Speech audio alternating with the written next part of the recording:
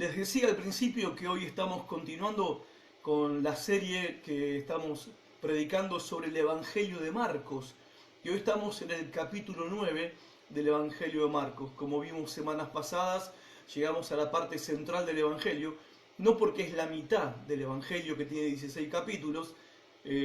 Marcos no se escribió con capítulos originalmente, pero sí es el corazón del mensaje de Marcos para la iglesia de ese tiempo y para nosotros en este tiempo, para la iglesia de este tiempo. Y en el capítulo 8 en adelante ya pasamos por lo que viene a ser el pico, la cima más alta del Evangelio de Marcos, que es en el capítulo 8, cuando los discípulos, después de 8 capítulos, contemplar los milagros de Jesús, el ministerio de Jesús, y escuchar las enseñanzas de Jesús, ellos llegan a la conclusión, por revelación de Dios, de que este hijo del carpintero no era ni más ni menos que el Cristo que había sido prometido. Nadie lo había reconocido hasta ese momento, había una gran confusión con respecto a quién era Jesús. Solamente los demonios lo reconocían, pero las personas no lo reconocían. Terminaron creyendo que era un profeta, uno de los tantos profetas que ellos tenían en su larga historia. Y después Jesús confronta a sus discípulos, porque ellos eran los que iban a tener que llevar el mensaje después que Él no estuviera más. Y era inescapable ese momento para el Señor, y también muy crítico y un momento muy tenso, y que hay que tener mucho valor para que después de tantas jornadas de esfuerzo, sacrificio, trabajo, ministerio y servicio de nuestro Señor, Él tiene que tomar un examen para ver si sus discípulos, los que iban a continuar con su ministerio, por lo menos ellos habían entendido quién era Él. Y por eso les hace a ellos la pregunta, y Pedro, en representación de todos, da la respuesta correcta. Bueno, la historia dice que ahí en ese momento, ya cumplido con el propósito principal de que la identidad del Mesías era clara, por lo menos para los 12 discípulos, Jesús les va a contar lo que viene ahora. Y lo que viene para ellos es terrible. No podían creer lo que estaban escuchando. Porque Jesús les anuncia a ellos sus sufrimientos en Jerusalén, su muerte y también su resurrección. Esa parte ya no la pudieron llegar a escuchar, porque no podían tragarse, no podían aceptar que el Mesías tenía que sufrir y tenía que morir y ser rechazado por su propia nación. Al punto tal que Pedro reacciona impulsivamente y lo reprende a Jesús, como quien reprende a un compañero. Lo reprende y lo reprende mal a Jesús, lo reta y lo reta mal.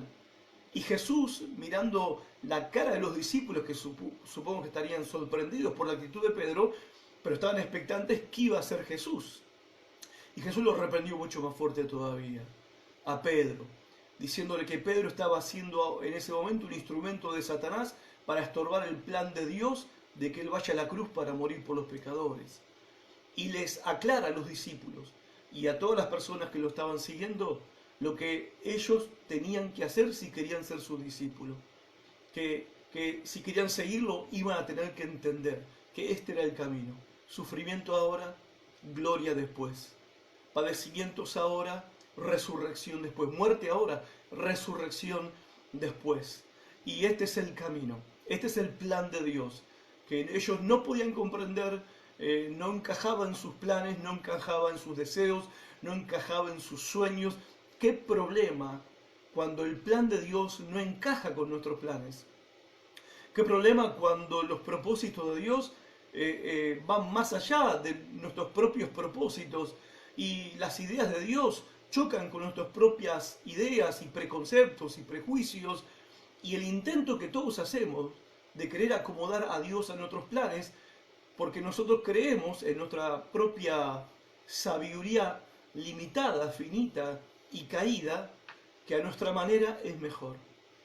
Bueno, dice la Biblia que Jesús pasó por ese momento, los confrontó a ellos, les enseñó cómo era que seguía las condiciones que ellos iban a tener que enfrentar si querían ser seguidores de Jesús. Y llegamos al capítulo 9. En el capítulo 9, en el versículo 1, hay una experiencia que es conocida como la transfiguración, Una experiencia que es considerado el mayor milagro del Nuevo Testamento antes de la resurrección. El más grande de todos los milagros. Lo que hoy vamos a leer y de lo que vamos a aprender es del más grande milagro que ocurre en el Nuevo Testamento antes de la resurrección de Cristo. Más grande que la resurrección de Lázaro, más grande que la liberación de endemoniados, más grande que la multiplicación de panes y peces, más grande que el caminar sobre las aguas en medio de la tormenta, más grande que resucitar a la hija de Jairo, más grande, el más grande milagro es la transfiguración. Y hoy vamos a ver por qué y qué tiene que ver eso con nosotros. Vamos a leer Marcos capítulo 1, donde Jesús en este versículo 1 está cerrando ese momento que yo les acabo de explicar recién, tan crítico en su vida y ministerio, dándoles a los discípulos una promesa. También les dijo, de cierto os digo, que hay algunos de los que están aquí que no gustarán la muerte hasta que hayan visto el reino de Dios venido con poder. Les promete a los discípulos que hay algunos que están ahí entre ellos que no van a morir hasta que no vean, hasta que no sean testigos del reino de Dios manifestado o venido con poder. Ok, versículo 2. 6 días después de esta situación, de este momento, Jesús tomó a Pedro, a Jacobo y a Juan y los llevó aparte solos a un monte alto y se transfiguró delante de ellos. Y sus vestidos se volvieron resplandecientes, muy blancos como la nieve, tanto que ningún lavador en la tierra los puede hacer tan blancos. Y les apareció Elías con Moisés, que hablaban con Jesús. Entonces Pedro dijo a Jesús, Maestro, bueno es para nosotros que estemos aquí y hagamos 3 enramadas, una para ti, otra para Moisés y otra para Elías, porque no sabía lo que hablaba, pues estaban espantados. Entonces vino una nube que les hizo sombra, y desde la nube una voz que decía, este es mi Hijo amado, a él oíd. Y luego, cuando miraron, no vieron más a nadie consigo, sino a Jesús solo. Y descendiendo ellos del monte, les mandó que a nadie dijesen lo que habían visto, sino cuando el Hijo del Hombre hubiese resucitado de los muertos. Y guardaron la palabra entre sí, discutiendo qué sería aquello de resucitar de los muertos.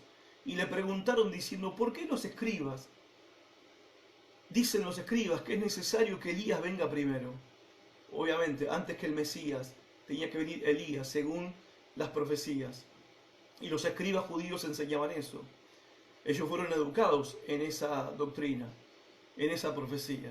Verso 12, respondiendo él, les dijo, Elías a la verdad vendrá primero y restaurará todas las cosas. ¿Y cómo está escrito el Hijo del Hombre que padezca mucho y sea tenido en nada?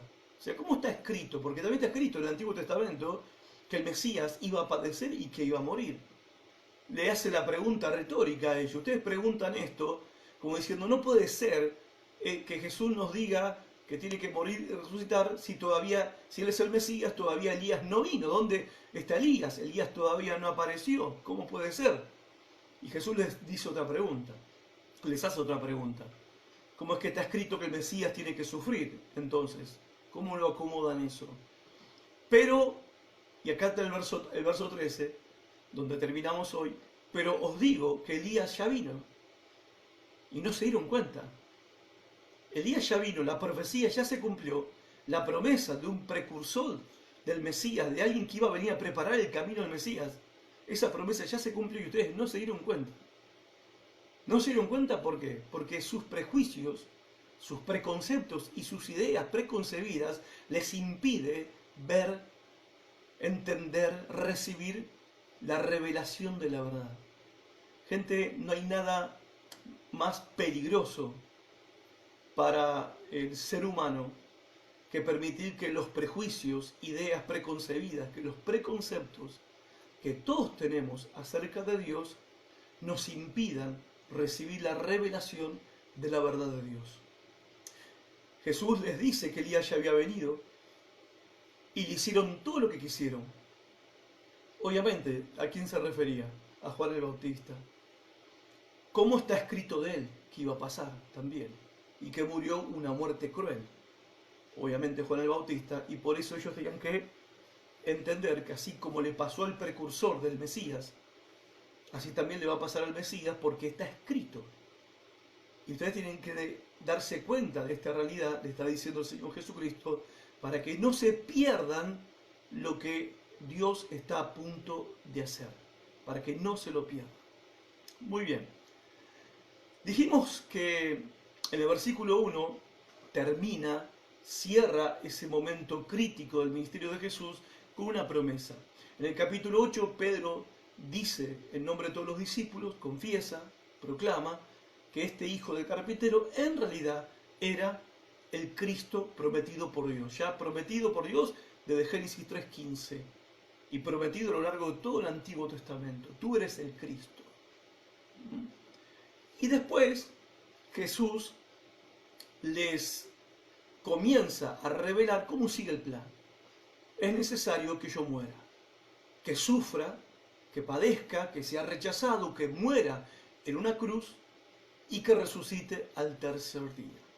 Y Jesús, obviamente esto provocó un revuelo impresionante en la mente de ellos, hasta el punto que Pedro reacciona. Y Jesús termina con una promesa, ese momento crítico, de que de los que estaban ahí reunidos, había algunos que no iban a morir sin poder contemplar el reino de Dios venido con poder. Sobre este versículo se han hecho miles de especulaciones. ¿A qué momento Jesús se estaba refiriendo? Algunos dicen que se refería al momento de la destrucción de Jerusalén, otros dicen que se refería al día de Pentecostés, otros dicen que se refería al momento de su segunda venida, pero el versículo 2 lo aclara. El versículo 2 aclara a qué momento se estaba refiriendo el Señor, porque dice 6 días después de ese momento y de esa promesa, Jesús tomó a Pedro, Juan y Jacobo, algunos, a 3 de todos ellos, y los llevó aparte, solos, a un monte alto. El Evangelio de Lucas dice que los llevó al monte que estaba en la zona de Cesarea de Filipo, se cree que es el Monte Hermón, un monte muy alto, por cierto, para orar.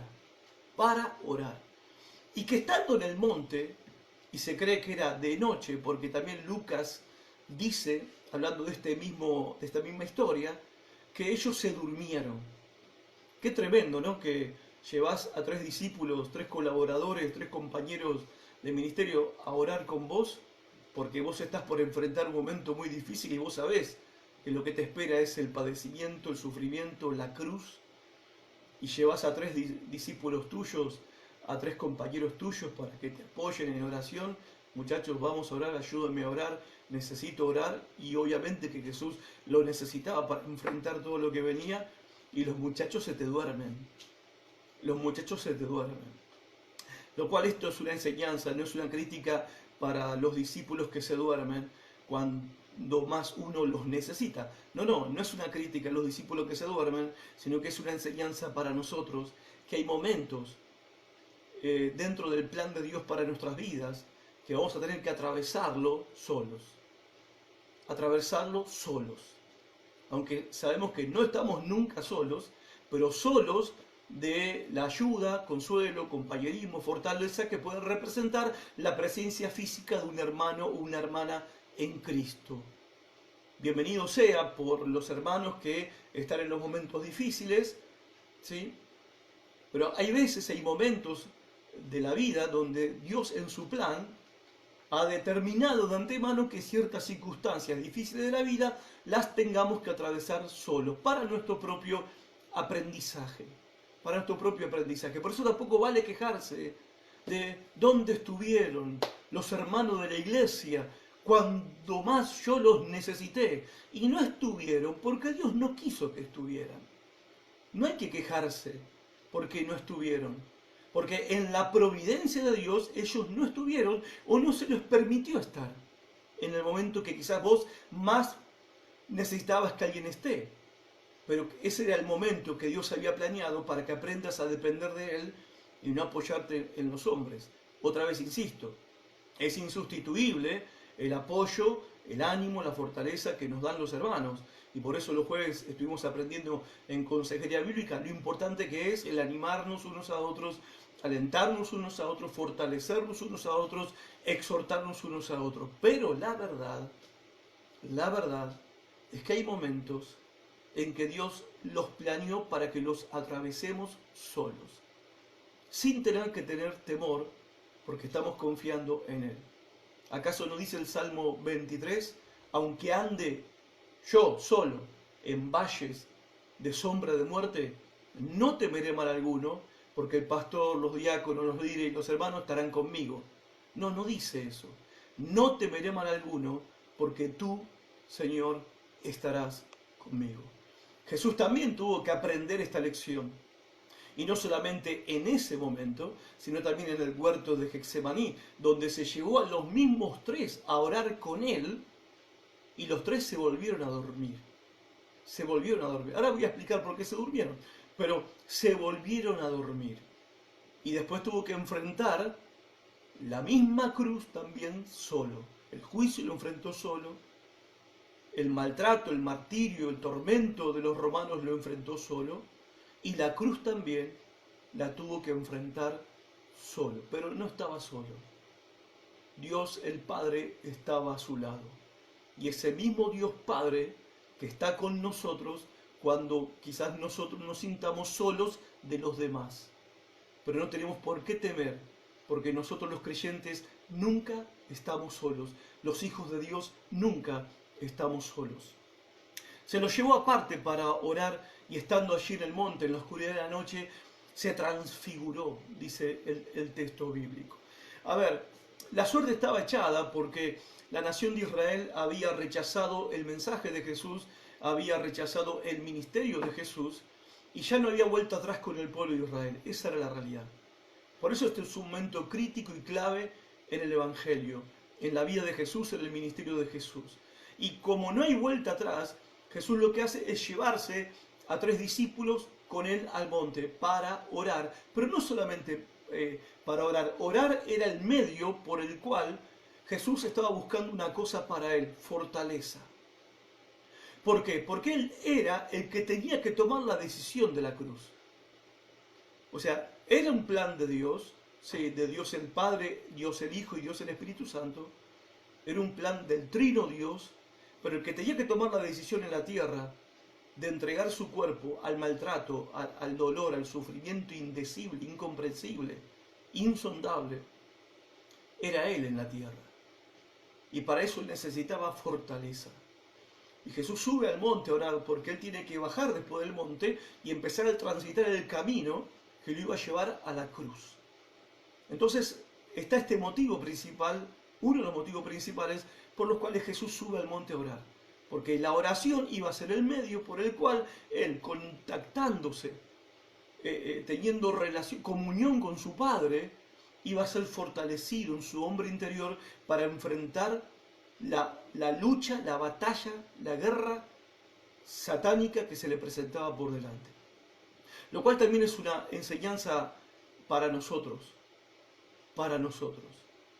que la oración, porque es importante orar, porque la oración, entre muchos beneficios que tiene la oración, uno de los beneficios es fortalecerte para cosas que vos no sabes que van a pasar, para momentos que vos no sabés que vas a tener que transitar. Y por eso es que uno ora, y por eso es importante en este momento de quietud en el que estamos todos con este tema de el aislamiento social preventivo, ¿sí?, no aflojemos en nuestra vida de oración y no nos durmamos espiritualmente hablando, porque vamos a necesitar fortaleza para momentos que vamos a tener que enfrentar mañana. Muchas veces nos pegamos tortazos en la vida y terminamos patas para arriba cuando viene un problema, una tribulación, una circunstancia difícil a nuestras vidas, en nuestros hogares, porque no estábamos fortalecidos para enfrentar eso. Y no es que no estábamos fortalecidos porque Dios no nos quiso preparar, sino porque los que tenemos que ir a orar somos nosotros, los que tenemos que subir al monte de la oración, por decirlo de alguna manera, para buscar fortaleza, perdón, somos nosotros. Muchos podemos dar testimonio y contar de momentos donde hemos ido a orar como acostumbramos a orar, y de repente tuvimos un momento de oración inusual. Tuvimos un momento, perdón, de intercesión atípico, fuera de lo común, de lo normal, de nuestra vida de oración. Quizás fuimos llevados a tener un momento de mucho quebrantamiento, de humillación delante de Dios. Quizás fue un momento donde se nos trajo iluminación espiritual acerca del sacrificio que fue pagado por nosotros, del amor que Dios el Padre tiene por nosotros, de la presencia consoladora del Espíritu Santo permanente con nosotros, y de repente te encontrás con la iluminación de ciertas verdades de la Biblia que conmueven tu corazón, que te hacen estallar en alabanzas, en adoración a Dios, en un momento de oración que vos pensabas que iba a ser como todos los días. Y terminaste ese tiempo y ese momento de oración secándote, ¿no?, las lágrimas y con cara de chino japonés, con los ojos así hinchados, pero por dentro fortalecido, por dentro renovado, por dentro lleno de una paz y de un gozo que no tenías antes y quizás hace rato que no tenías y experimentabas. Y a los 2 o 3 días, ¡pum!, viene el golpe. Y vos decís, ahora entiendo. Dios me estaba preparando para este momento. Bueno, justamente es lo que hace Jesús cuando sube al monte de la transfiguración. Va en búsqueda de fortaleza espiritual, porque Él era el que tenía que tomar decisiones. La decisión de la cruz, la decisión de morir, la decisión de entregar su vida. Él dijo, nadie me quita la vida, yo soy el que la entrego. ¿Okay? Ahora, la decisión estaba en Él. Pero el segundo motivo principal por lo cual Jesús sube al monte con los 3 discípulos es para preparar a los discípulos para lo que iba a venir. Si Jesús se tenía que preparar para enfrentar Él en su propia carne, en su propio cuerpo, sufrimiento, dolor, inimaginables para nosotros, bueno, imagínense lo fuerte que fue para los discípulos escuchar del sufrimiento de Jesús, de la crucifixión de Jesús y de la muerte de Jesús, y ahora lo iban a ver en poquitos meses más. Lo iban a contemplar, iban a hacer, o sea, la realidad les iba a llegar. Una cosa es oír que van a pasar cosas malas, cosas horribles o cosas que vos no querés que pasen o que no soñabas que pasen, o en tus peores pesadillas ocurrían esas cosas. Una cosa es soñarlo, una cosa es escucharlo, pero otra cosa es tener que vivirlo, tener que enfrentarlo. Y por eso Jesús lleva a estos 3 discípulos. Uno diría, bueno, pero ¿por qué no los llevó a todos? Porque en definitiva eran todos los que necesitaban fortaleza. Los lleva a los 3 discípulos porque según el Antiguo Testamento, todo asunto se certifica como genuino y como real y como verídico en la boca de 2 o 3 testigos. Alcanzaba con 2 o 3 para que tuvieran esa experiencia, y ellos luego, cuando esté aconteciendo todo lo que está aconteciendo, después de su muerte y de su resurrección, o en medio de ese proceso de la pasión de Cristo, ellos pudieran decirle a los otros, tranquilos muchachos, esto es parte del plan. Esto es parte del plan. Y uno puede mentir, 2, pero 3 que se pongan de acuerdo para engañar a sus compañeros era muy difícil. Entonces, que eso suceda, obviamente. Entonces Jesús elige a 3 para que si uno no decía algo, el otro lo dijera, o los otros 2 lo dijeran, y contaran lo que ellos habían visto en el monte de la transfiguración, de lo cual ellos iban a ser testigos, y vamos a verlo ahora, lo que ellos vieron y escucharon en ese monte. Pero esta experiencia está planeada por el Señor Jesucristo para ellos, para prepararlos, para fortalecerlos, y estén advertidos y están listos para enfrentar lo que iba a venir. Ahora, Jesús en representación, Pedro en representación de los discípulos, en el capítulo 8, por fe, dijo, tú eres el Cristo. Eso lo dijo por fe. ¿Y por qué digo que lo dijo por fe? Porque si era por ver, nadie podía, simplemente por ver a Jesús caminando, decir, ese es el Hijo de Dios. Porque en apariencia Jesús era un judío como todos los demás, lo cual para ellos era un problema, para todos los judíos era un problema. porque era el hijo del carpintero. La gente decía, pero si nosotros conocemos a su madre y conocemos a sus hermanos, ¿de dónde este sacó tanta sabiduría, tanta autoridad y tanto poder?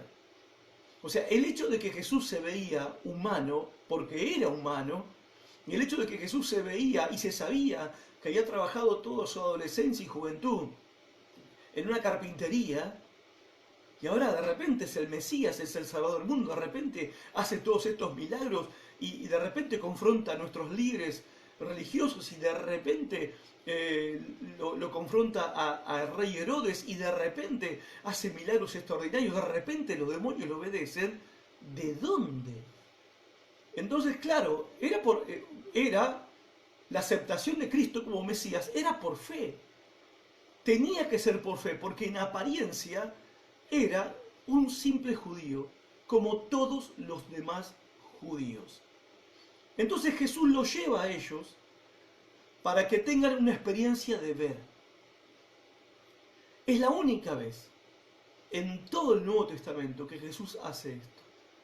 Porque Jesús obviamente lo que demandaba era: arrepiéntanse y crean en mi mensaje.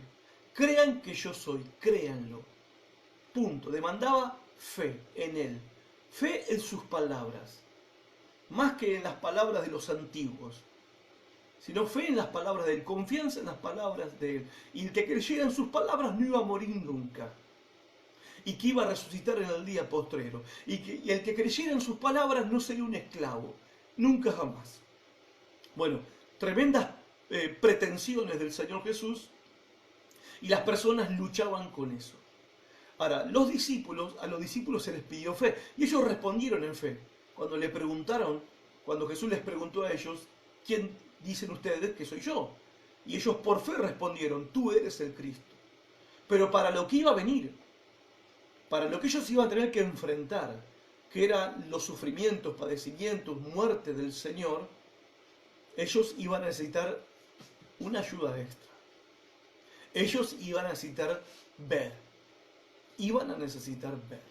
Ahora, ellos suben al monte. Y se duermen. No lo dice Marcos, pero lo dice Lucas. ¿Por qué se duermen? Cuando Jesús había subido con ellos a orar. Porque como pasó en Getsemaní, dice que se durmieron abrumados por la tristeza. Hay que ponerse en el lugar de los discípulos, muchachos. Hermanos y hermanas. Hay que ponerse en el lugar de ellos. A veces desde acá, desde este lugar, con toda la Biblia escrita, es fácil criticar a los discípulos. Pero te imaginas, estuvieron los judíos esperando cientos y cientos de años la llegada del Mesías. Se encuentran en cautividad, en sometimiento, en opresión por un imperio extraño que invadió su tierra. No tienen libertad. No tienen libertad, la libertad que ellos no tienen rey. Herodes es un payaso que está usurpando el trono. No tenían profetas. Los profetas se habían callado 400 años antes. El último había sido Malaquías. No había palabra fresca, digamos, de parte de Dios, palabra directa de parte de Dios, lo cual explica la preponderancia que había en la época de Jesús de los maestros y los escribas. ¿Por qué? Porque no había profetas. No había quien hablara de verdad de parte de Dios. Eso se rompe con Juan el Bautista y con Jesús, obviamente. Ahora, ellos se duermen a la hora de orar porque están tristes, están súper angustiados, súper tristes, porque Jesús les está diciendo, les está hablando de morir, les está hablando de que Él va a morir. Y era tan fuerte y tan duro para ellos que no llegaban a comprender la otra parte, que Jesús también le estaba diciendo claramente que Él iba a resucitar. Era demasiado para sus deseos, sus sueños, sus ideas y para las expectativas que ellos se habían hecho con respecto a Jesús. O sea, ¿en qué se va a convertir nuestras vidas cuando Jesús no esté? O sea, si nuestras vidas hoy valen algo, es por Jesús. Es como que Pedro podía decir: yo era un simple pescador, un triste pescador, no porque pescar sea triste, sino porque era un ser humano triste que vivía su vida levantándose a la mañana para ir a pescar, volviendo de pescar para limpiar las redes y vender el pescado, volver a mi casa, comer pescado, para luego bañarme, descansar y después levantarme al otro día y hacer lo mismo todos los santos días de mi vida. Y mi vida fue totalmente, dramáticamente cambiada, transformada, cuando Jesús apareció en mi vida. Y yo no quiero que Jesús nunca se vaya. Yo quiero que Jesús, y mal, quiero que Jesús se siente en el trono de David su padre y reine y gobierne. Y yo quiero estar al lado de él. O sea, las expectativas que ellos tenían. Ahora, ellos están tristes, tan bajoneados, porque reciben la peor de las noticias. Y bueno, la tristeza lleva al sueño, lleva a querer dormir, porque dormir es el único momento donde vos te escapás de los pensamientos tristes. Dormir es el único momento donde vos te escapás de esos pensamientos que te angustian.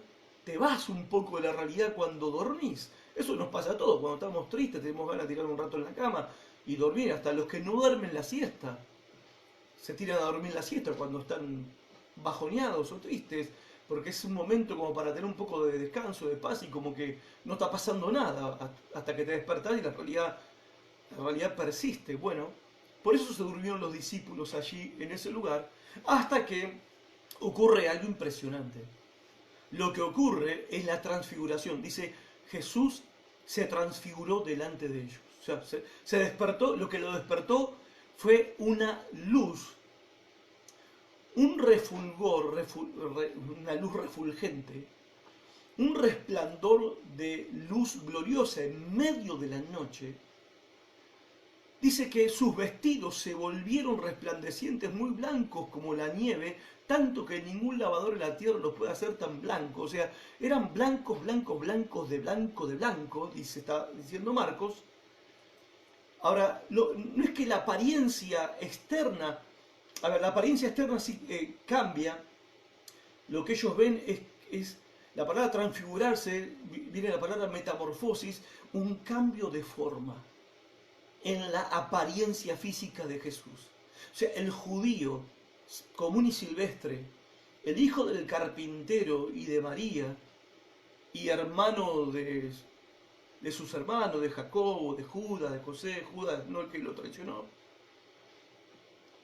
de repente les da a ellos, porque gracias a Dios el Padre que está actuando en la vida de Jesús, permitiéndole a Jesús que se revelara la verdadera esencia de quién era.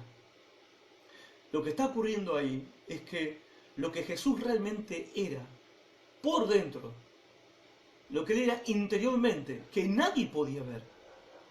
Todos veían a un judío de pelo, se cree, semilargo, de barba, seguro, barba larga, delgado como la mayoría de los judíos en ese tiempo, en sandalias y con un carpintero, revelando quién era en verdad. ¿Quién era él en verdad? Permitiendo que saliera de él la esencia misma de su naturaleza. Que la gloria misma de Dios, del Dios que él era Dios hecho hombre, el Dios hecho hombre, pero ese cuerpo que contenía y que limitaba para que los hombres no lo pudieran ver, la gloria de Dios contenida dentro de ese cuerpo, por un instante, por un momento, toda esa gloria, toda esa luz, todo ese poder, toda esa fuerza, toda esa energía, todo ese resplandor salió, se manifestó, se reveló, y eso afectó el rostro de Jesús, cambió la forma del rostro de Jesús, cambió la apariencia de su rostro, la apariencia de su cuerpo, la apariencia de sus propios vestidos. Y ellos están contemplando esto. ¿Por qué? Porque ellos lo necesitaban para todo lo que tenían que enfrentar. ¿Vieron qué importante es ir al monte a orar, no? Ir al monte, a ver, en realidad es encerrarte en tu habitación y hablar con Dios, y encontrarte con Dios y buscar a Dios y encontrarte con Él. Porque puede que Dios tenga preparada para tu vida, una experiencia que vas a necesitar tener para lo que te toca enfrentar mañana o la semana que viene o el mes que viene. Ellos necesitaban esa experiencia. ¿Por qué? Porque el sufrimiento se acercaba. No solamente el sufrimiento de Jesús, sino también el propio sufrimiento que ellos iban a tener que enfrentar. Y esta experiencia en el monte era la experiencia que Dios el Padre les estaba regalando a su Hijo para ayudarlo a tomar la decisión de sostenerse firme para ir a la cruz, y a los discípulos de su Hijo para prepararlos para lo que tenían que enfrentar al ver a su Maestro, Salvador, a su Señor, siendo torturado, rechazado, injuriado, escupido, golpeado, crucificado, asesinado en una cruz. Pero no fue solamente eso lo que ocurrió, sino que dice en el versículo 4 que se les aparecieron Elías y Moisés, que hablaban con Jesús. Se aparecieron los dos máximos héroes de la historia del pueblo de Israel. Porque no es casualidad que Moisés y Elías están en la escena, porque Moisés representa la ley y es el fundador de la nación de Israel. ¿Sí? Ahora, Elías representa el surgimiento del movimiento profético, y Elías es el profeta más grande.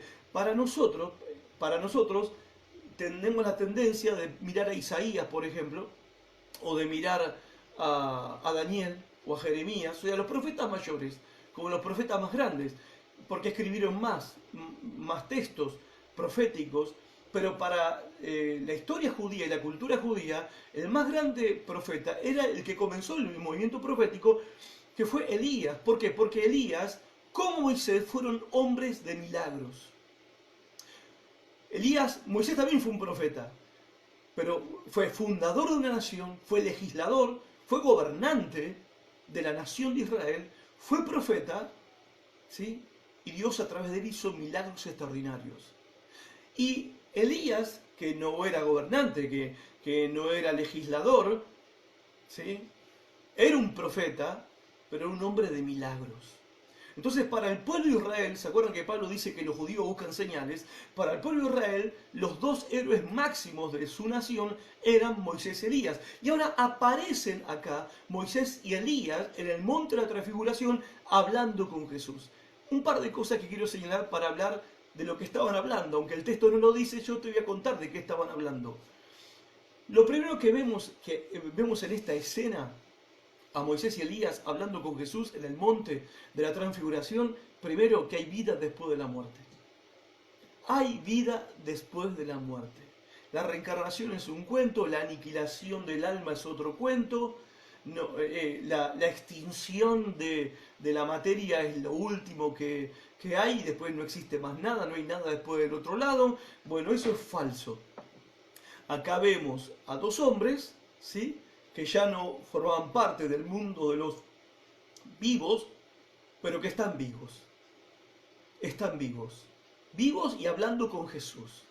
Esto no es una sesión de espiritismo como los espiritistas les gusta citar usando este texto para justificar su práctica espiritista, porque los espiritistas dicen que supuestamente hablan con los espíritus de los muertos, pero en el caso de Moisés, bueno, él sí estaba muerto, pero Elías no, porque Elías fue llevado al cielo sin morir.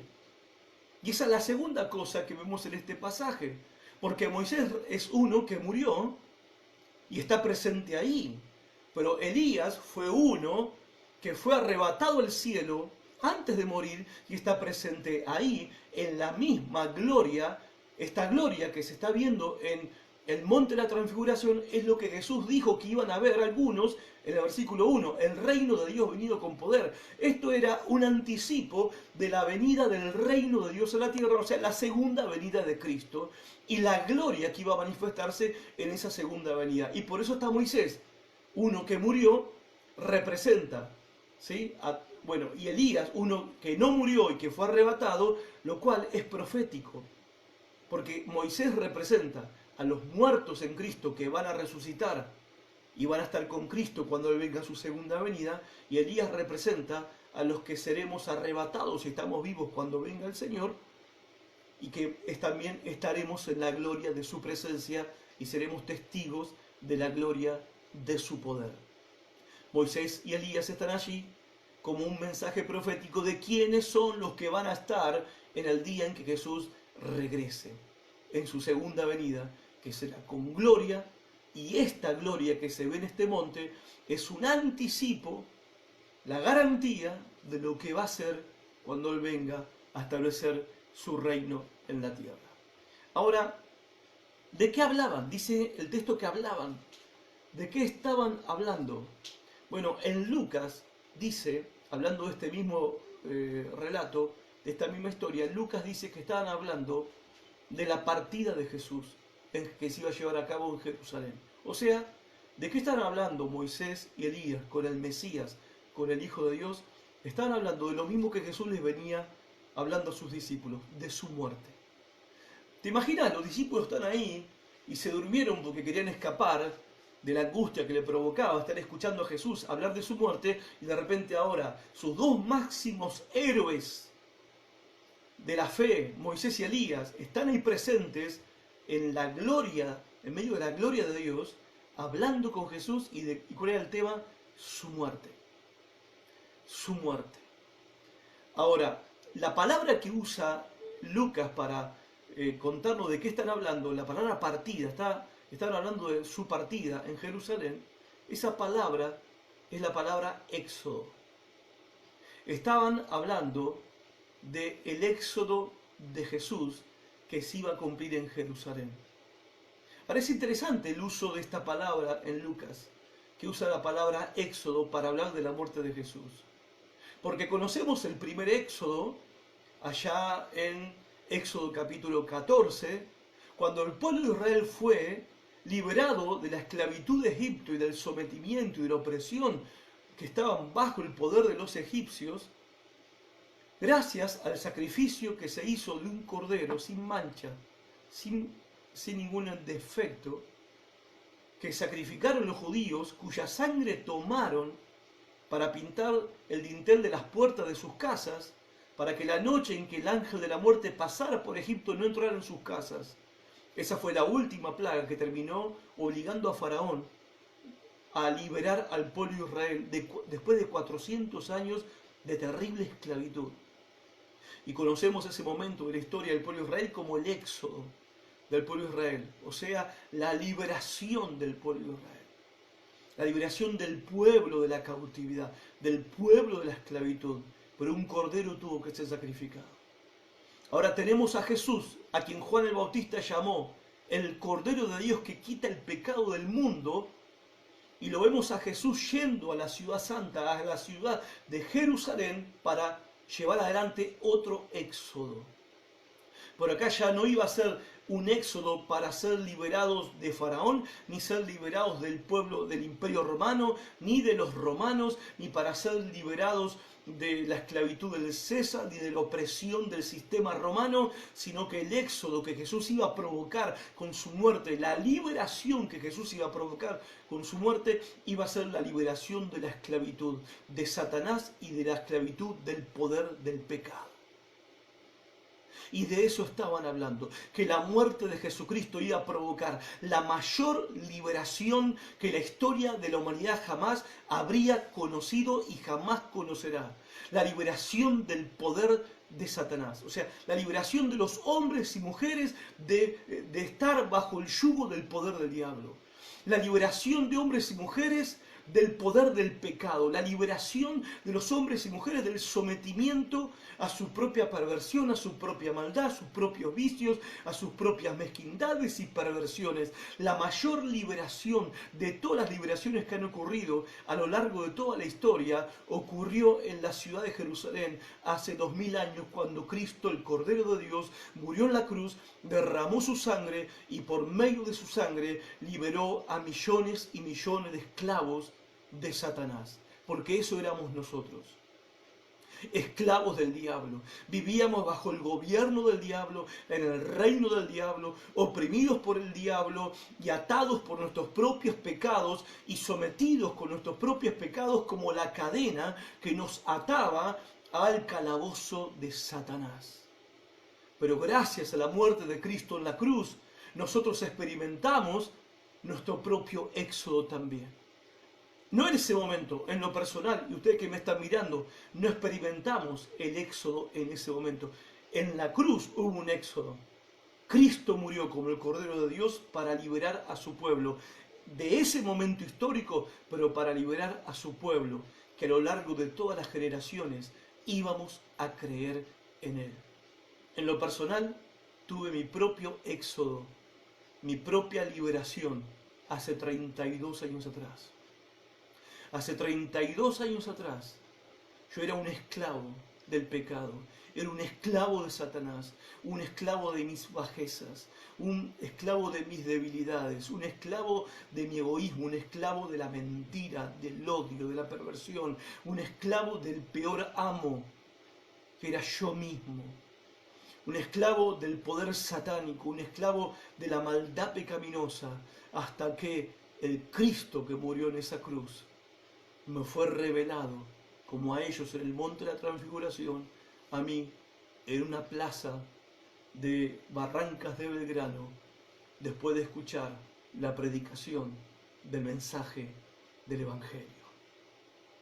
Y por medio de Cristo, vos también podés experimentar tu propio éxodo, tu propia liberación. Es más, no es por nadie más, no es por medio de nadie más en que puedas experimentar una verdadera y una propia liberación de tu alma y de tu vida, sino es por medio de Jesucristo. Por eso creo que hay 3 éxodos. El éxodo del pueblo de Israel en Éxodo capítulo 14, cuando fueron liberados de la esclavitud de Egipto. El éxodo que Jesucristo logró en su muerte en la cruz y en su resurrección al tercer día, para los creyentes de ese tiempo y para los creyentes de todas las generaciones por venir. Y el éxodo personal, que cada uno lo tiene que experimentar por medio del arrepentimiento de los pecados y por medio de poner su fe y confianza en este Señor y Salvador, Jesucristo. Están hablando ellos de la muerte de Jesús. Y bueno, ellos no les queda otra, no les debería quedar otra que aceptar que ese era el plan. ¿El plan cuál era? Sufrimiento ahora, gloria después. Sufrimiento ahora, resurrección después. Padecer ahora, pero recompensa después. Pero bueno, en el versículo 5 al versículo 6, resultó que todavía ellos no lo podían aceptar ni entender, porque el apóstol Pedro salta otra vez y le dice a Jesús, en este momento no lo reprende, pero le dice a Jesús, qué bueno que estamos acá, no nos permite que construyamos 3 enramadas, 3 tabernáculos, 3 chocitas, una para vos, una para Moisés y una para Elías, para quedarnos acá. ¿Estás vos? ¿Está Moisés? ¿Está Elías? ¿Quién nos falta para que el reino venga en este momento? ¿Para qué la cruz? ¿Para qué el sufrimiento? ¿Para qué el dolor? ¿Para qué el padecimiento? Si ya está. Ya estamos viendo con nuestros ojos quién sos, Jesús. Estamos viendo que Moisés está presente y Elías está acá presente. ¿Qué más necesitamos? Quedémonos acá y en el momento indicado tomemos el reino y establezcamos el reino en la tierra y evitemos la muerte, evitemos todo esto. Bueno, obviamente el Evangelio de Lucas, Lucas dice que ellos estaban aturdidos, espantados por lo que estaba pasando y Pedro dijo lo que dijo porque no sabía lo que decía, porque estaban aturdidos por la experiencia que estaban teniendo. Ponete en el lugar de ellos. Estaban anonadados, o sea, estaban impactados, estaban azorados, asustados, aterrorizados estaban. Pero aún así seguía todavía Pedro con la idea de ofrecerle a Jesús evitar la cruz. Y le está haciendo este ofrecimiento porque lo que estaban experimentando ahí era glorioso. Y esto es muy de todos nosotros, gente. Todos queremos abrazar los buenos momentos y que no se terminen nunca. Todos. Todos somos así. Todos queremos congelar los momentos felices, los momentos de gloria. El otro día, charlando con Adriana, no sé si porque estaba con fiebre y ya estaba con la neumonía, porque ya estaba evidentemente con la neumonía, le decía a Adriana, ¿sabes qué me estaba acordando? los tiempos cuando yo era un joven en la iglesia, tenía 21 años, y que nos reuníamos, íbamos a las reuniones de toda la semana que había en la iglesia.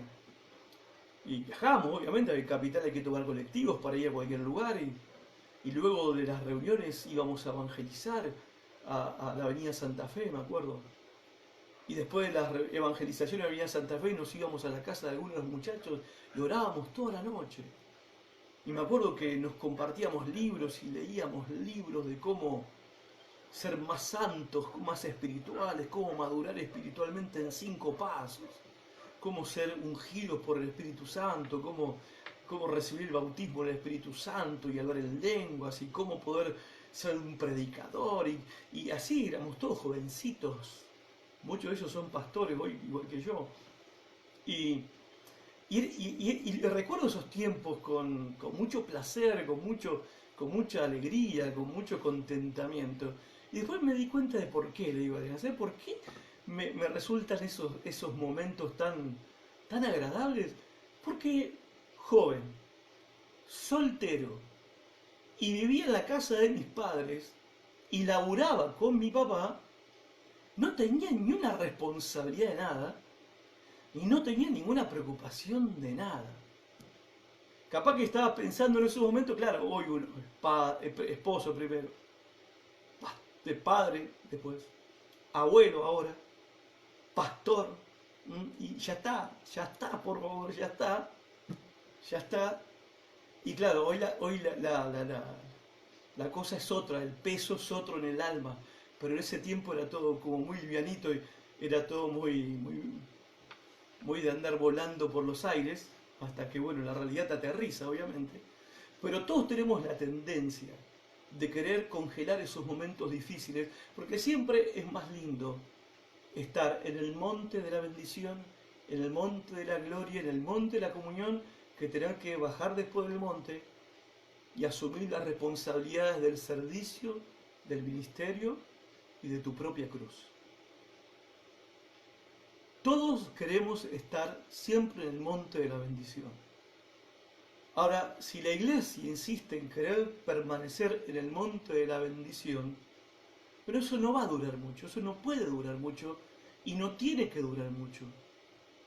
Porque el monte de la bendición, el monte de la gloria, el monte de la experiencia gloriosa, es con el propósito de que bajemos del monte y nos encontremos con la necesidad humana, que es lo que le pasó a los muchachos cuando bajaron del monte.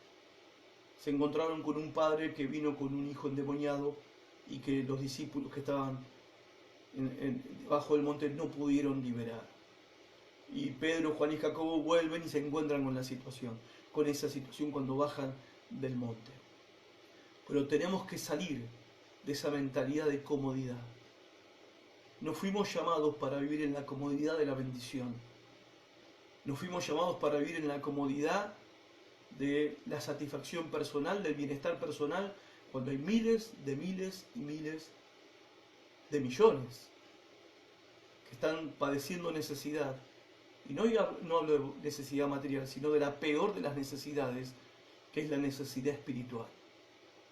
No podemos nosotros darnos el lujo, no sé si la frase es la correcta, pero es una frase que todos entendemos, de mantenernos en el monte de la bendición, en el monte de la gloria de Dios, cuando hay un mundo desesperado que clama por lo que nosotros tenemos. Es inmoral de parte nuestra como cristianos no ser la luz que tenemos que ser en este mundo y no ser la sal que tenemos que ser en este mundo. Y cuando hablo de este mundo no estoy hablando necesariamente de tu barrio, tus parientes, tus familiares, porque digamos que en el entorno cercano no tenemos problema en ser luz porque ya estamos parados ahí.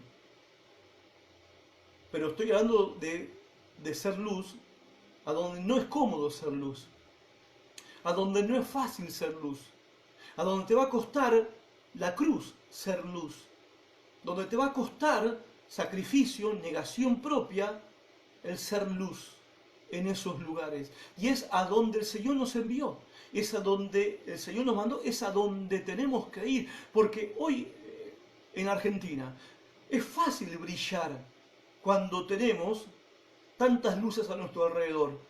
Ya les comenté hace un par de semanas, en Argentina hay un creyente cada 13 personas. Así que está bien. Obviamente que la gente después toma sus decisiones y hacen de su vida lo que quieren y el país se va para donde se está yendo. Pero hay luz. Ahora, hay lugares donde esta luz no existe, esta luz que acá abunda y sobra. Hay lugares del mundo donde no existe, donde no está.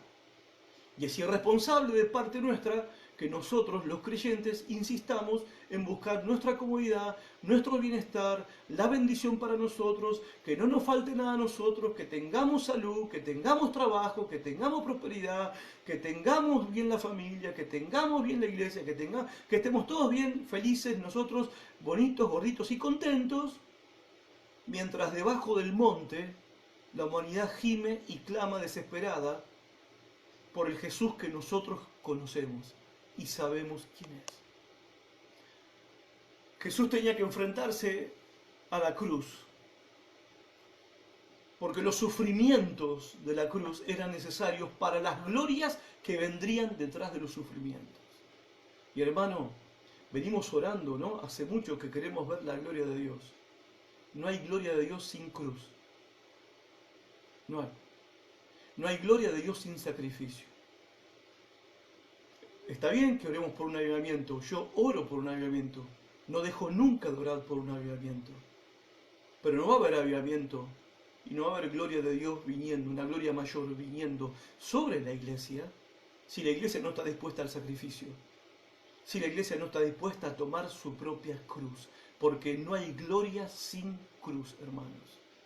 Todos queremos ministerio, todos queremos servir al Señor, muchos quieren ser predicadores, aplaudo y celebro eso, y es lo que más gozo me da en la vida, ver hombres y mujeres que se levantan a predicar la palabra de Dios. Pero el ministerio también es una gloria. Para nosotros es una gloria, porque de lo miserable que éramos ahora ser predicador del Evangelio, para nosotros es una dignidad que tenemos, es una dignidad. Es una gloria que se nos es otorgada, el que nosotros en nuestra boca tengamos la verdad de Dios, el mensaje que salva a los pecadores del infierno, el conocimiento de la verdad, de los acontecimientos futuros. Eso está todo en nuestra boca porque lo puso Dios y esa es nuestra gloria. Mi gloria no es mi condición social, mi gloria no es mi condición económica, ni siquiera mi gloria es mi salud. La gloria, la verdadera gloria que tengo en mi vida es lo que Dios puso en mí. Su verdad, su mensaje y su palabra. Ahora, si queremos el ministerio de la palabra, si anhelamos el ministerio de la palabra, entendamos que no hay ministerio de la palabra, que es un ministerio de gloria, de mayor gloria, sin cruz primero, sin renunciamiento primero, sin sacrificio primero. Por eso, la próxima vez que pidamos por la gloria de Dios, y por el avivamiento de Dios en medio de esta generación, pregúntate a vos mismo, pregúntate a vos misma, ¿qué tan dispuesto estás a renunciar a todo por este ministerio? ¿Qué tan dispuesto estás al sacrificio? ¿Qué tan dispuesto y dispuesta estás a llevar tu propia cruz con tal de manifestar la gloria de Dios en las naciones y en los pueblos de la tierra? En el versículo 9 dice que de repente cuando Pedro estaba hablando lo que estaba hablando y que no tenía que hablar, y esto es una buena lección también cuando uno no sabe lo que tiene que decir, mejor callarse. Verso 7 dice, entonces vino una nube que les hizo sombra y desde una nube una voz que decía, este es mi hijo amado, a él escúchenlo. Él está hablando de muerte y cruz, escúchenlo. Escúchenlo. Es como que yo hoy les dijera a todos, ¿sí? Si usted me pregunta, pastor, ¿qué predicador me recomienda escuchar? Y los predicadores que hablan de sacrificio y cruz. Los predicadores que te hablan todo el tiempo de bendición y de comodidad y de bienestar y de pum para arriba, no lo escuches, no lo escuches. ¿Vos querés ver gloria de Dios en tu vida? Escuchá a los predicadores que te hablan de sacrificio y cruz y vas a ver la gloria de Dios en tu vida. De repente aparece Dios el Padre. Es Dios el Padre porque la nube desciende. ¿Y por qué la nube? La nube en el Antiguo Testamento obviamente tiene un significado de la presencia viva de Dios.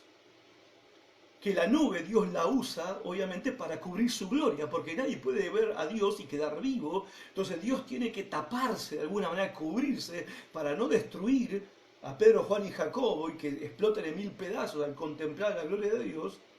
Entonces tiene que descender cubierto de una nube que está impactada por la misma gloria de Dios, por la misma esencia, naturaleza y carácter de Dios, y le dice a ellos que se callen. Es tremendo esto, porque es fuertísimo, porque en el capítulo 8 Jesús, el Hijo de Dios, le tiene que decir a Pedro, cállate. Y ahora Pedro está hablando otra vez y viene Dios el Padre y le dice, cállate. Escúchalo a Él. Escúchalo a Él lo que te está diciendo. Escúchalo a Él. Bueno, ya que te reprenda el Señor Jesucristo es fuerte. Ahora te tenga que reprender el Padre es fuerte. Pedro insistía con la idea. Quería evitar como sea el sufrimiento y la cruz. Como sea. Otra vez estaba Pedro actuando de parte del enemigo sin darse cuenta en el mismo monte de la gloria. En el mismo monte de la transfiguración. Así de débiles somos. Así de tentables, de tentados podemos ser, aún en el mismo momento de la gloria. Y le dice, a Él lo tiene que escuchar, a Él. Fue una voz de reprensión, pero a la vez fue una confirmación para ellos, de que Él es el que iba a venir. El que dijo Moisés, ¿se acuerdan? Que Moisés profetizó que va a venir un profeta como yo, a ese escúchenlo, porque ese va a hablar directamente de parte de Dios. Bueno, Dios el Padre se lo está confirmando a los discípulos para que ellos después se lo confirmen a otros discípulos y después ellos nos los confirmen también a nosotros. A Él tienen que escucharlo, porque Él es el que yo escogí, Él es el que yo envié para salvarlos a ustedes de sus propios pecados. Entonces dice, y luego, verso 8, cuando miraron, uno dice, bueno, ¿cómo cuando miraron? No estaban mirando, lo que pasa es que Marcos resume mucho la historia, Lucas la cuenta con mayor detalle, cuando desciende la nube de la gloria de Dios, Dios dentro de la nube, desciende en la cumbre de ese monte, ellos aterrorizados se postran rostro en tierra, caen al suelo espantados, mientras escuchan a Dios en persona hablándoles a ellos, reprendiéndolos primero y confirmándoles después que realmente Jesús era el Mesías, era el Salvador. Entonces alzan sus ojos porque según Lucas Jesús los levanta, los toca.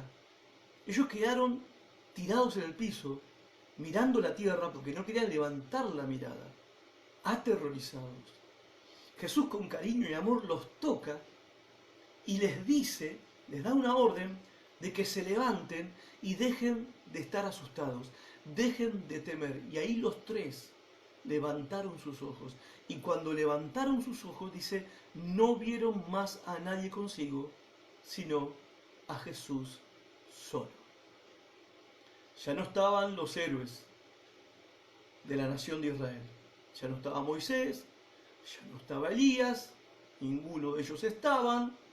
Enseñanza, los discípulos tenían que enfocarse en aquel que era más grande que Moisés y que Elías. Tenían que poner su mirada y prestar atención con sus oídos a Jesús solamente.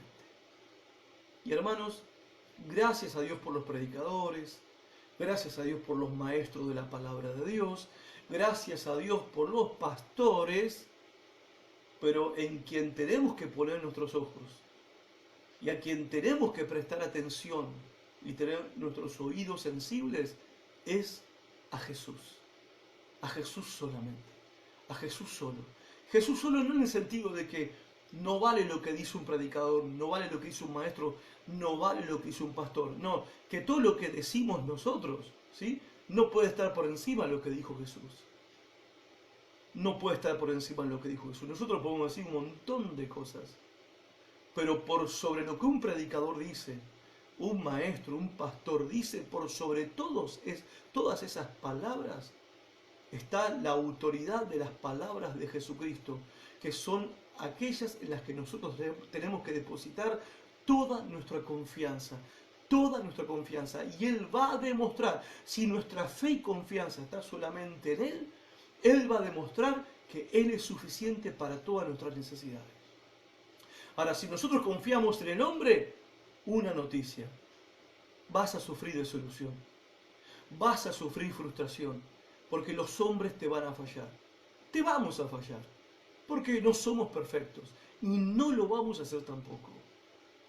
Pero para que la desilusión y la frustración, que es posible experimentarla en esta vida, obviamente que es posible, no te derrumbe, no te arruine, no te tire en un pozo de depresión, entonces pone tus ojos solamente en Jesucristo como la palabra final en tu vida y pone tus oídos en las palabras y enseñanzas de Jesús, porque Él es la máxima autoridad en la iglesia.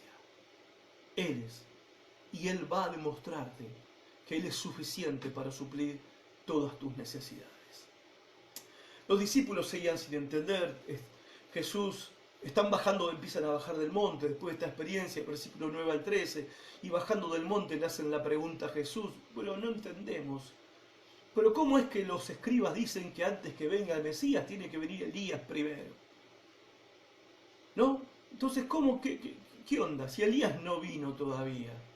Lo vimos acá en el monte, pero todavía no vino, no se apareció a todo el mundo a preparar el camino para el Mesías. Así que no nos parece que vos tengas que morir ahora. Podemos esperar un poco más, que venga Elías, como dijeron los profetas, que Elías tenía que venir. Entonces Jesús les sigue explicando a ellos con una paciencia, un amor, una compasión por ellos, como la tiene con nosotros y por nosotros. Jesús es paciente con ellos y misericordioso y compasivo con ellos, porque Jesús les está trastocando todas sus ideas, todos sus conceptos que ellos tenían con respecto al Mesías.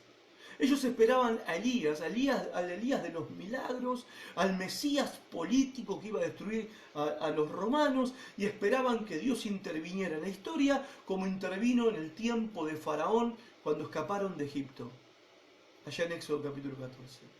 Eso era lo que ellos esperaban. Y cuando vieron a Jesús haciendo todo ese despliegue de poder y de milagros, obviamente que ellos estaban con el ánimo y las expectativas pum para arriba. Esto es lo que dice la Biblia que tenía que pasar. Falta nomás que vayamos a Jerusalén y tomemos el reino y Jesús se siente en el trono, gobierne, y llegó el reino de Dios a la tierra. Ahora, Jesús estaba tratando de que ellos se den cuenta de que Elías ya había venido. ¿Cómo que Elías ya había venido? Sí, les explica. Es verdad, Elías tiene que venir primero que el Mesías, pero Elías ya vino y le hicieron lo que quisieron. Lo mataron cruelmente. Se estaba refiriendo a Juan el Bautista. Le está diciendo, y entiendan esto, si al que preparó el camino de la llegada del Mesías lo trataron así, ¿qué creen que van a hacer con el Mesías? Con su Mesías, con su Salvador. Van a hacer lo mismo. Y está tratando de que ellos entiendan de que el Mesías, Él, iba a terminar en una cruz, así como Juan terminó con la cabeza degollada en una celda del palacio de Herodes. El Mesías iba a terminar en una cruz. Ellos seguían sin comprender, se aferraban a sus ideas, se negaban a aceptar las ideas de Dios, el plan de Dios, porque querían que las cosas fueran a su manera. Típico de todos nosotros, que queremos que las cosas sean a nuestra manera. Típico. Por eso yo lo recontraentiendo a Pedro y a los muchachos, porque somos tan como ellos. Nos cuesta aceptar que las cosas sean hechas de acuerdo al plan de Dios. Y quizás chocamos muchas veces con esto, de ir incluso hasta en contra del plan de Dios, porque nos falta una mente, ¿sí? Una mentalidad más saturada por la palabra de Dios, por las Escrituras. A mí me sorprende gente que dice, esto es de Dios, esto no es de Dios, hay que hacer esto, hay que hacer lo otro, cuando no alimentan ni su corazón ni su mente con la palabra de Dios, no dedican a buscar allí lo que ellos tienen que creer, aceptar, entender, comprender, asimilar y deshacerse de sus prejuicios, preconceptos, ideas preconcebidas. de lo que quizás le enseñaron al principio, para poder aceptar el plan como Dios lo estableció, como Dios lo planeó. Y si no tenemos esta actitud abierta, una actitud abierta, a creer y aceptar la palabra de Dios tal cual como está, eso va a cerrar nuestro entendimiento y nuestro corazón a la revelación de la verdad de Dios. O como por ejemplo la postura esa de que, no, pero esto nunca se hizo así. Esto nunca se hizo así. Entonces, como nunca se hizo así, no podemos hacer esto, porque nunca lo hicimos así. Bueno, es lo mismo que decían los discípulos. Esto no era así. Esto nunca fue así. Nunca se hizo así. David vino, mató a todos y se sentó a reinar. Esto nunca fue así, Jesús. Y eso les impedía, esa mentalidad, esa forma de pensar, les impedía a ellos recibir la revelación de la verdad de Dios para su vida. Trabajemos en esto, gente, en nuestras propias vidas. No sea cosa que nosotros mismos pongamos estorbo para el plan de Dios, para nuestras vidas y para la iglesia. Termino. La transfiguración, entonces, nos deja a nosotros muchas enseñanzas, y algunas en particular que quiero resaltar. La transfiguración es la proclamación del alto precio que se tuvo que pagar, que Cristo tuvo que pagar por el pecado, por nuestro pecado. Siendo quien era, ¿no? Porque ahí lo vemos a Él como quien era de verdad. Y siempre Él fue así. Y es así, es Dios, glorioso. Él, Jesús, tenía todo el derecho, por mérito propio, de entrar a la presencia de Dios sin tener que pasar por una cruz terrible, y un sufrimiento y una humillación como la que pasó. Pero lo hizo para salvar pecadores, para salvarnos a nosotros. La segunda cosa de la transfiguración es una estimación del costo que se pagó, o mejor dicho, de la fuerza, de la pasión de Jesús por las almas. Si queremos comprender, no creo que se pueda, pero tratar de hacer el esfuerzo de entender qué fue lo que movió a Jesús, motivó, cuál fue la pasión de Jesús, hasta qué punto llega la pasión de Jesús por las almas perdidas. Bueno, tenemos que contemplar al Jesús que se reveló en la transfiguración y que aún así estuvo dispuesto, por amor a los perdidos, a enfrentar un sufrimiento indecible, impensable, incomprensible para nosotros, insondable para la mente humana, de soportar sobre su vida la copa de la ira de Dios solo por amor a los pecadores, solo por amor a nosotros. Y la transfiguración también era para demostrar que la gloria, gente, viene después de la cruz. Siempre la historia es así. En el cristianismo la historia es así. La gloria siempre viene después de la cruz. Cuando se terminó la gloria ahí en el monte, donde Pedro y los muchachos se querían quedar, se terminó, ¿sí? La visión gloriosa se terminó, la experiencia gloriosa se terminó. Bajaron del monte a recorrer el camino que llevaba ¿a dónde?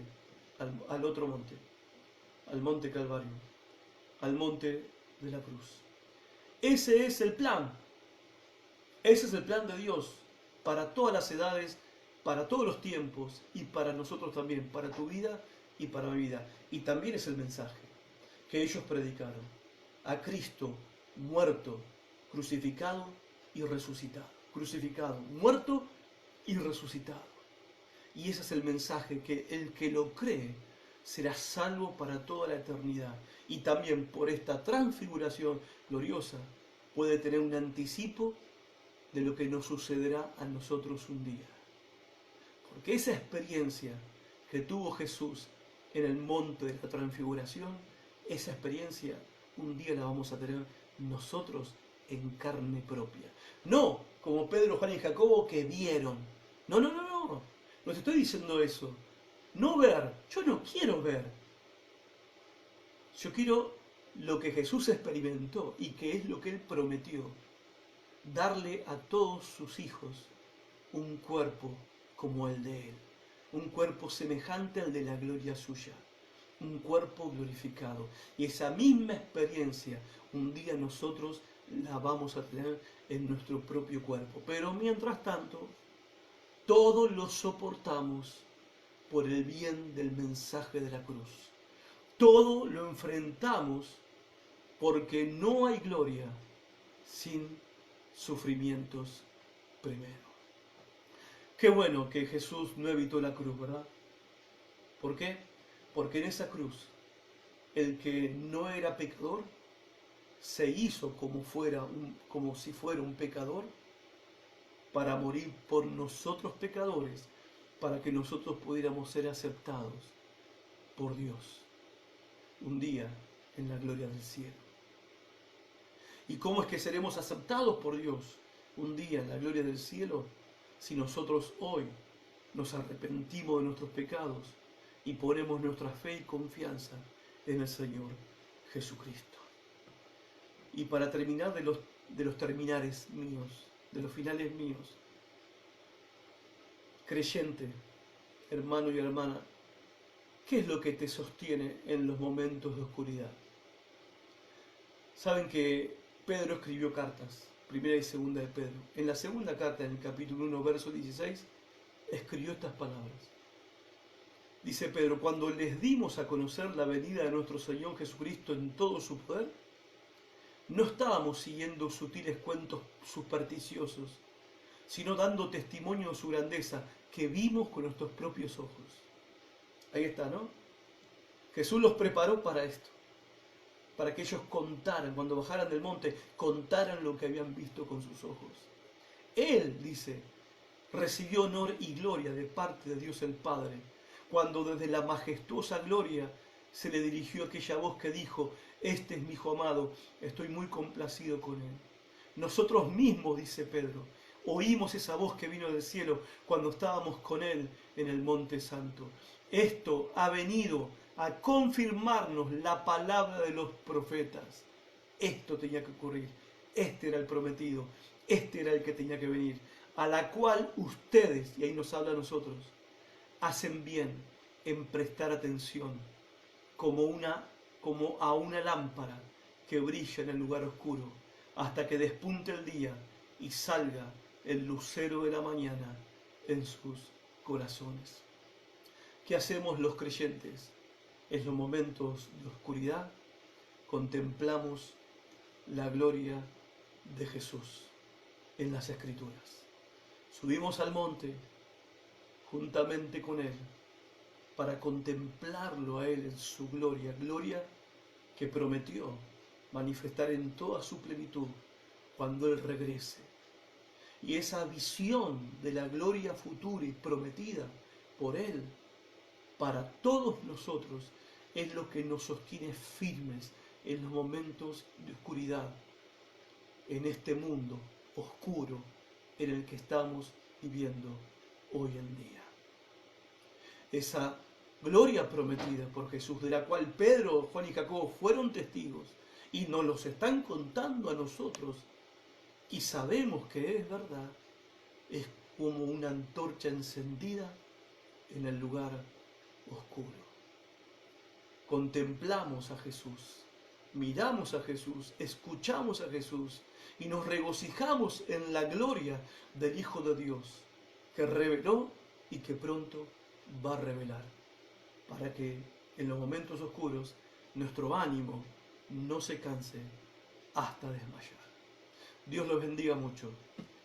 Los animo esta semana a pasar más tiempo en el monte, porque en ese monte también se puede convertir en el monte de tu propia transfiguración. Dios te bendiga mucho. Gracias por estar de ese lado. Compartí este mensaje para que la palabra de Dios corra y sea glorificada en todas las naciones.